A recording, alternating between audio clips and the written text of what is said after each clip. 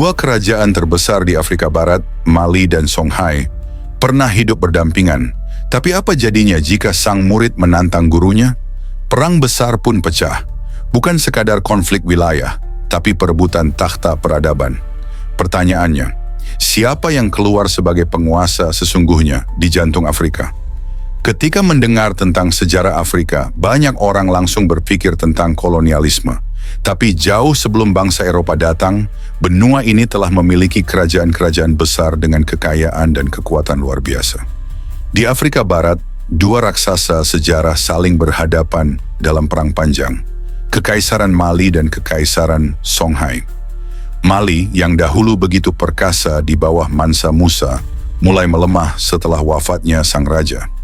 Di saat yang sama, Songhai, yang awalnya hanya bagian kecil dari kekuasaan Mali, bangkit dan menantang dominasi tersebut.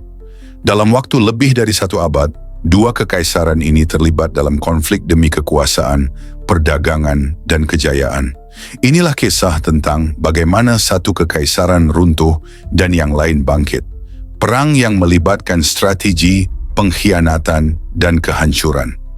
Perang yang menentukan masa depan Afrika Barat. Kita akan menyusuri jejak konflik berdarah antara Mali dan Songhai dari awal kebangkitannya hingga kehancuran salah satu pihak. Pada awal abad ke-15, Kekaisaran Mali telah mengalami kemunduran. Setelah puncak kejayaannya di bawah Mansa Musa, perebutan kekuasaan antar keluarga kerajaan membuat negeri ini melemah.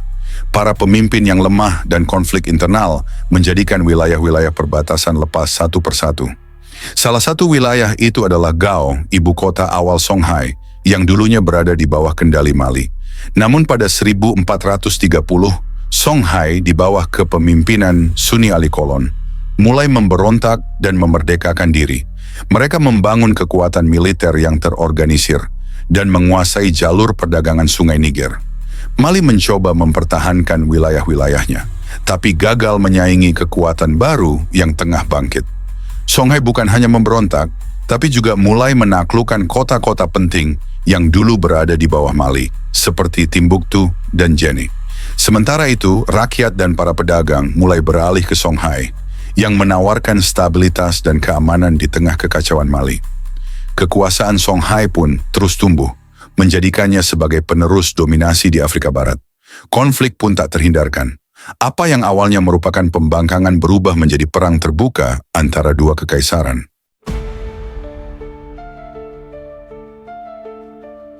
Sunni Ali berkuasa 1464 sampai 1492 adalah tokoh militer terbesar dalam sejarah awal Songhai. Ia dikenal sebagai pemimpin tangguh dan kejam. Di bawah kepemimpinannya, Songhai menjadi kekuatan militer yang agresif dan sangat terorganisir. Salah satu langkah paling berani dari Sunni Ali adalah menyerang kota Timbuktu pada 1468, sebuah kota penting dalam wilayah Mali. Timbuktu adalah pusat ilmu dan perdagangan yang kaya, dan kejatuhannya menjadi simbol keruntuhan Mali dan kebangkitan Songhai. Namun penaklukan ini tak diterima dengan mudah. Ulama dan para pemimpin lokal Timbuktu menolak otoritas Sunni Ali yang dianggap kurang religius dan terlalu brutal. Akibatnya, terjadi penindasan terhadap beberapa ulama dan pembatasan terhadap kebebasan keagamaan. Tindakan keras Sunni Ali memang membawa stabilitas politik, tapi juga menciptakan banyak musuh. Meski begitu, ia berhasil menaklukkan Djenné pada 1473, memperluas kekuasaan Songhai hampir ke seluruh bekas wilayah Mali. Pada titik ini, Songhai bukan lagi kekuatan regional. Mereka telah menjadi kekaisaran superpower baru di Afrika Barat. Mali semakin terdesak dan hanya bisa mempertahankan sebagian kecil wilayahnya.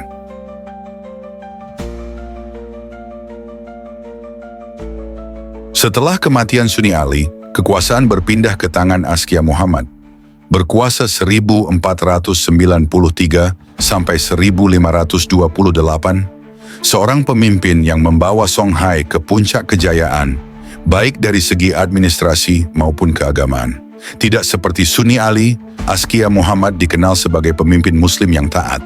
Ia melakukan reformasi besar-besaran, membangun birokrasi yang rapi, menguatkan hukum Islam, serta memperluas jaringan perdagangan dan diplomasi.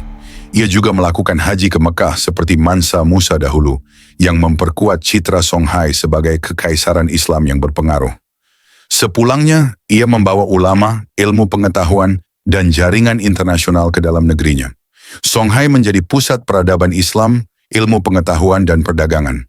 Timbuktu kembali berkembang bukan sebagai kota taklukan, tapi sebagai pusat budaya dan akademik. Sementara itu, Mali berada di ambang kehancuran total. Tanpa kekuatan militer dan dukungan rakyat, wilayahnya terus terpecah. Songhai telah menggantikan Mali sebagai pemimpin Afrika Barat.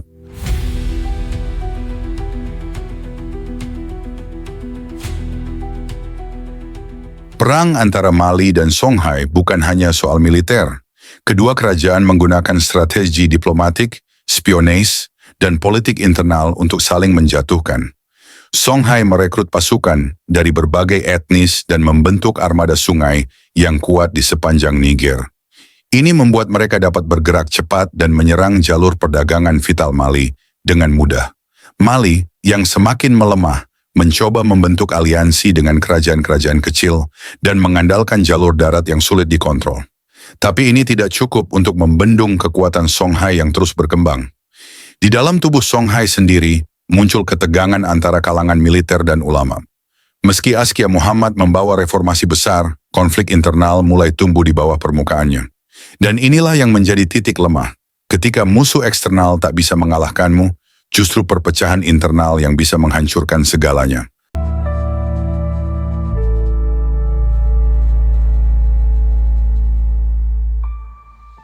Meski berhasil mengalahkan Mali, Songhai tak bertahan selamanya.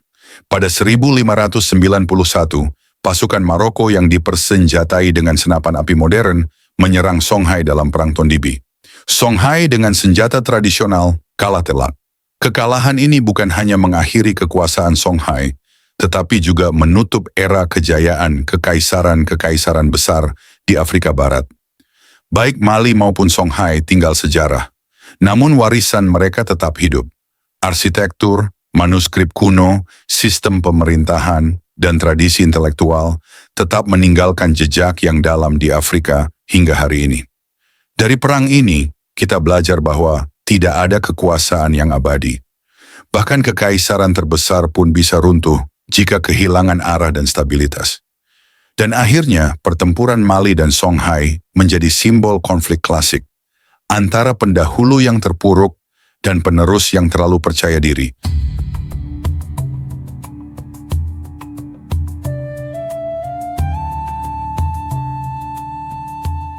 Perang Mali dan Songhai bukan hanya soal perebutan wilayah, tetapi perebutan warisan peradaban.